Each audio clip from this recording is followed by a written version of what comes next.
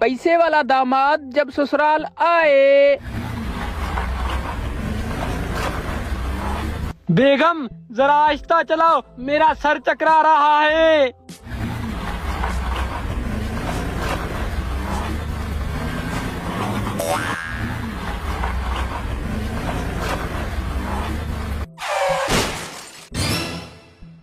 पहुंच गए ससुर के घर।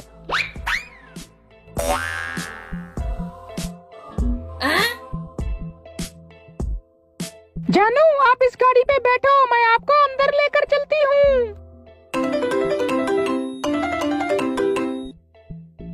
बेगम अपने अब्बा को बुलाओ, मेरे स्वागत के लिए कोई भी नहीं आया। हाँ मैं बुलाती हूँ, तुम रुको।